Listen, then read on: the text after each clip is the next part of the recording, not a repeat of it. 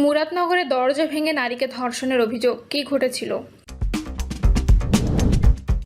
মুরাদনগর ইস্যুতে জামায়াত আমির, খুঁটির জোর যাই হোক তাকে কোনোভাবেই পাত্তা দেওয়া যাবে না। জনতার হাতে তুলে দিয়ে হেনস্থ করাকে ন্যায় বিচার বলা চলে না, বলছেন জোনায়েদ সাকি। এবং সর্বশেষ জানাবো, 2 মামলায় পিবিআই এর তদন্ত নির্যাতনকালে লুটও করে আওয়ামী লীগ নেতাকর্মীরা। শুনছিলেন সংবাদ শিরোনাম, এবারে বিস্তারিত। মুরাদনগরে দরজা ভেঙে নারীকে ধর্ষণের অভিযোগ, কী ঘটেছিল? কুমিল্লার মুরাদনগরে একটি গ্রামে বসত ঘরের দরজা ভেঙে এক নারীকে ধর্ষণের অভিযোগ পাওয়া গেছে। এই ঘটনায় দুপুরে মুরাদনগর থানার মামলা করেছে ওই নারী।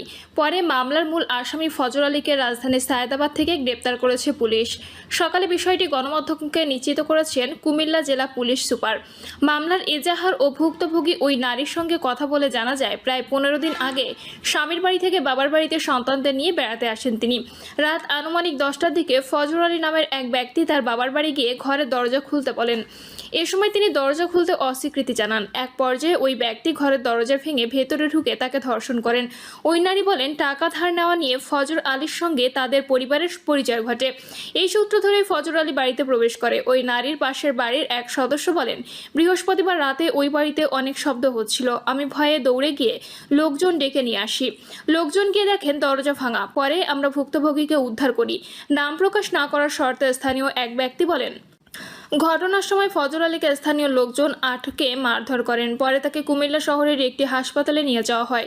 ওই হাসপাতাল থেকে ফজর আলী পালিয়ে যান। পরে আজ তাকে ঢাকায় সায়েদাবাদ থেকে গ্রেপ্তার করে পুলিশ।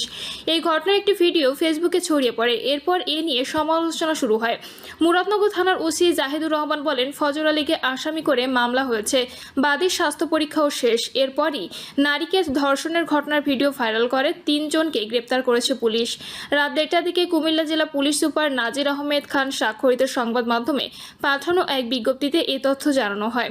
পরে আরও একজনকে গ্রেপ্তার করা হয়। কুমিল্লা পুলিশের এক সংবাদ বিজ্ঞপ্তিতে বলা হয়, 26শে জুন রাতে মুরাদনগরের রামচন্দ্রপুর 5 কিত্তা গ্রামের ফজর আলী একজন প্রবাসীর স্ত্রীকে ধর্ষণ করার অভিযোগে এলাকার লোকজনের হাতে আটক ও প্রহৃত হন। পরবর্তী সময়ে আহত ফজর আলী সেখান থেকে পালিয়ে যান। ঘটনাস্থলে উপস্থিত কিছু লোক তাৎক্ষণিকভাবে ভিকটিমের ভিডিও ধারণ করে সামাজিক যোগাযোগ মাধ্যমে ছড়িয়ে দেয়। মুরাদনগর ইস্যুতে জামায়াত আমির, খুঁটির জোর যাই হোক তাকে কোনোভাবেই পাত্তা দেওয়া যাবে না। কুমিল্লার মুরাদনগরে ঘরে ঢুকে গলায় ছুরি ধরে এক নারীকে ধর্ষণের ঘটনায় তীব্র ক্ষোভ জানিয়েছেন জামায়াত ইসলামীর আমির ডক্টর শফিকুর রহমান।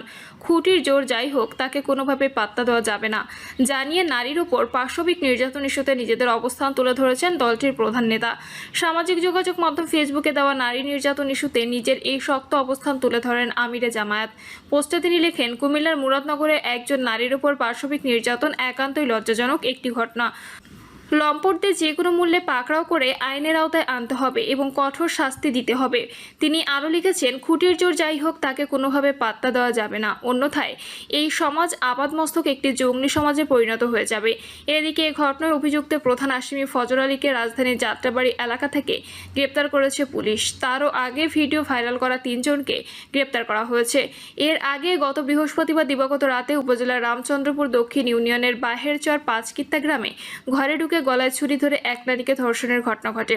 পরে ধর্ষণের ভিডিও সামাজিক যোগাযোগ মাধ্যমে ছড়িয়ে পড়ে। নির্যাতনের 51 সেকেন্ডে সে ভাইরাল হওয়া ভিডিওতে দেখা যায় বিবস্ত্র অবস্থায় 10 থেকে 12 জন যুবক ওই নারীকে মারধর করছে। এ সময় ওই নারী বাঁচার জন্য চিৎকার করলেও কেউ তাকে রক্ষা করেনি। 2 মামলায় পিবিআই এর তদন্ত, নির্যাতনকালে লুটও করে আওয়ামী লীগ নেতাকর্মীরা। ছাত্র জনতার আন্দোলনের সময় সড়কে সশস্ত্র অবস্থান নেওয়া আওয়ামী লীগের নেতাকর্মীদের কেউ কেউ লুটেও অংশ নিয়েছিল।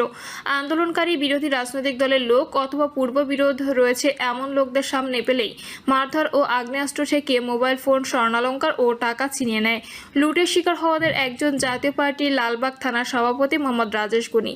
রাজধানীর ধানমন্ডিতে আগ্নেয়াস্ত্র ঠেকিয়ে ও আঘাত করে তার সবকিছু ছিনিয়ে নেয় আওয়ামী লীগের নেতাকর্মীরা। এছাড়া বিএনপির রাজনীতিতে যুক্ত যেসব ব্যবসায়ী বিভিন্ন সময় আওয়ামী লীগ ক্যাডারদের চাঁদা দেয়নি, আন্দোলন চলাকালে তাদেরও টার্গেট করে মারধর করা হয়েছে। এমন তথ্য উঠে এসেছে পুলিশ ব্যুরো অব ইনভেস্টিগেশনের তদন্তে। ওই আন্দোলন ঘিরে রাজধানীর ধানমন্ডি ও রামপুরা থানায় হওয়া 2টি হত্যাচেষ্টার মামলার তদন্ত শেষে গেল মেতে আদালতে চার্জশিট জমা দিয়েছে পিবিআই ঢাকা মেট্রো দক্ষিণ। চার্জশিটে আওয়ামী লীগের 16 নেতাকর্মীকে অভিযুক্ত করা হয়েছে। এর মাধ্যমে আন্তর্জাতিক অপরাধ ট্রাইব্যুনালের বাইরে পুলিশের কোনো সংস্থা বৈষম্য বিরোধী আন্দোলনের মামলার চার্জশিট দেওয়া শুরু করলো।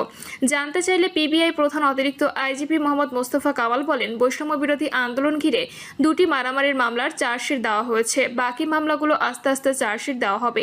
সূত্র বলছে, আন্দোলন চলাকালে ছাত্র জনতার উপর গুলি ও নির্যাতনের ঘটনায় সারা দেশে হত্যা চেষ্টা ও ভাঙচুরের ঘটনায় হাজারের বেশি মামলা হয়েছে। এসব মামলার মধ্যে পিবিআই তদন্ত করছে 195 মামলা।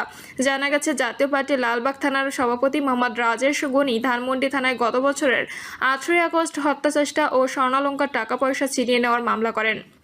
মামলাটি থানা পুলিশ তদন্তকালে গত বছরের 10 নভেম্বর পিবিআইকে তদন্তের নির্দেশ দেওয়া হয়। মামলা সূত্রে জানা গেছে, গত বছরের 4 আগস্ট বিকালে রাজেশ গনি রিকশায় ধানমন্ডি নিজ বাসা থেকে ইবনে সিনা হাসপাতালের উদ্দেশ্যে রওনা হন। ধানমন্ডি জিগাতলা 7 মসজিদ রোডে জাপান বাংলাদেশ ফ্রেন্ডশিপ হাসপাতালের প্রধান গেটের সামনে পৌঁছামাত্র যুবলীগ ও আওয়ামী লীগের নেতাকর্মীরা তাকে ধরে মারধর করে। ঘটনার সময় একে আজাদ পিস্তলের লোহার বার দিয়ে আঘাত করে রাজেশকে। আসামিরা অতর্কিত হামলা করে রাজেশের কাছে থাকা মোবাইল ফোন, গলার স্বর্ণের চেইন ও মানিব্যাগ নিয়ে নেয়। সব মিলে তিনি প্রায় 69,800 টাকা জিনিস খোয়ান। আহত অবস্থায় রাজেশকে আশপাশের লোকজন রিকশা করে ঢাকা মেডিকেল কলেজ হাসপাতালে পাঠায়। এজাহারে উল্লেখ করা হয়, গত বছরের 3 আগস্ট বিকালে রামপুরা টিভি সেন্টারের পাশে লেগুনা স্ট্যান্ডে ছাত্র জনতার আন্দোলন কর্মসূচিতে অংশ নেন রাকিব। এ সময় আসামিরা পূর্ব পরিকল্পনা অনুযায়ী অস্ত্রে সজ্জিত হয়ে রাকিবের উপর আক্রমণ করে গুরুতর জখম করে। পরে তিনি আফতাবনগর নাগরিক স্পেশালাইজড হাসপাতালে চিকিৎসা নেয়। মামলার আসামিরা হলেন রামপুরা থানার 98 নম্বর ওয়ার্ড আওয়ামী লীগের সাধারণ সম্পাদক পদপ্রার্থী মোহাম্মদ সাব্বির হোসেন, 18 নম্বর ওয়ার্ড আওয়ামী লীগের ইউনিট সভাপতি এবং ওয়ার্ড আওয়ামী লীগের অর্থ যোগানদাতা মোহাম্মদ নজরুল ইসলাম। এছাড়া আওয়ামী লীগ কর্মী ওবায়দুল্লাহ, মোহাম্মদ নুরা আকাশ, আনোয়ার হোসেন। জনতার হাতে তুলে দিয়ে হেনস্থা করাকে ন্যায় বিচার বলা চলে না, বলছেন জোনায়েদ সাকি। অপরাধীকে আইনের আওতায় না এনে জনতার হাতে তুলে দিয়ে হেনস্থা করায় কোনোভাবেই ন্যায় বিচার বলা চলে না বলে মন্তব্য করেছেন গণসংহতি আন্দোলনের প্রধান সমন্বয়কারী জোনায়েদ সাকি। তিনি বলেছেন, মব সন্ত্রাস নিয়ন্ত্রণে সরকারের ব্যর্থতা কোনোভাবেই গ্রহণযোগ্য নয়। শুধু বিবৃতি দিয়ে দায় এড়ানো যাবে না। দুপুরে খুলনা শহরের গণসংহতি আন্দোলনের জেলা কার্যালয়ে এক সভায় এসব কথা বলেন জোনায়েদ সাকি। তিনি বলেন, বিচার ও সংস্কার ত্বরান্বিত করে সুষ্ঠু নির্বাচনের পরিবেশ তৈরি করা সরকারের অগ্রাধিকার হওয়া উচিত। সারা দেশে আইন শৃঙ্খলা পরিস্থিতি এখনও মানুষের জন্য উদ্বেগের বিষয়। মব সন্ত্রাস, উদ্দেশ্য প্রণোদিত মামলার প্রবণতা ও পুলিশের নিষ্ক্রিয়তা জনগণের আন্দোলনের অর্জনকে ক্ষুণ্ণ করছে বলেও মন্তব্য করেন তিনি আরও বলেন, খুলনায় গত 1 মাসে একের পর এক খুন, গুলি, ধর্ষণ ও লাশ উদ্ধারের ঘটনা ঘটেছে, যা উদ্বেগজনক। আইন শৃঙ্খলা রক্ষাকারী বাহিনীর ব্যর্থতা জবাবদিহির আওতায় না আনলে নিরাপত্তা নিশ্চিত করা সম্ভব নয়।